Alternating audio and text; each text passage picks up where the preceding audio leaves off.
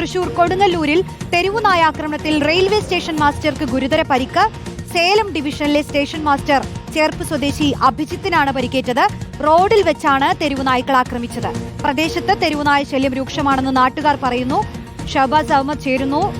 ഷഹബാസ്, ഗുരുതരമായി പരിക്കേറ്റു അല്ലേ?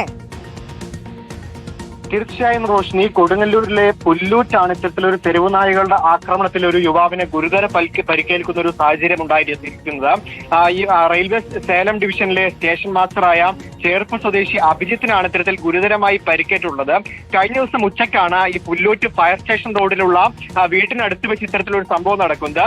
ഈ ചേർപ്പ് സ്വദേശിയായ അഭിജിത്ത് ഭാര്യ വീട്ടിലേക്ക് എത്തിയതായിരുന്നു. അവിടെ നിന്ന് ഭക്ഷണം ഓർഡർ ചെയ്തുകൊണ്ട് ഓൺലൈൻ ഡെലിവറി ബോയെ കാത്ത് റോഡിലേക്ക് ഇറങ്ങി നിൽക്കുകയായിരുന്നു. ആ സമയത്താണ് ഒരു കൂട്ടം തെരുവുനായ്ക്കൾ ഈ അഭിജിത്തിന് അടുത്തേക്ക് എത്തുകയും ഗുരുതരമായി ആക്രമിക്കുകയും ചെയ്തത്. ഈ നായകളിൽ നിന്ന് ഓടി രക്ഷപ്പെടാനുള്ള ശ്രമത്തിനിടെയാണ് വീണുകൊണ്ട് പരിക്കേൽക്കുന്ന ഒരു സാഹചര്യം ഉണ്ടായത്. ഈ അഭിജിത്തിന്റെ നട്ടെല്ലിനാണ് ക്ഷതമേറ്റിട്ടുള്ളത്. അഭിജിത്ത് കൊടുങ്ങല്ലൂരിലെ ഒരു സ്വകാര്യ ആശുപത്രിയിൽ ചികിത്സ തേടിയിട്ടുണ്ട്. ഈ പ്രദേശത്ത് തെരുവുനായകളുടെ ശല്യം വളരെ രൂക്ഷമാണെന്നാണ് നാട്ടുകാർ പറയുന്നത്. അതായത് സ്ഥിരമായി ഇത്തരത്തിൽ പലതവണ പരാതി പറഞ്ഞിട്ടും ഒരു നടപടിയും അധികൃതരുടെ ഭാഗത്തു നിന്ന് ഉണ്ടാകുന്നില്ല. തെരുവുനായകൾ കൂട്ടമായി എത്തിക്കൊണ്ട് നാട്ടുകാരെയും വിദ്യാർത്ഥികളെയും ഒക്കെ ആക്രമിക്കുകയും പിന്നാലെ ഓടിക്കുകയും ഒക്കെ ചെയ്യുന്ന സാഹചര്യമാണ്.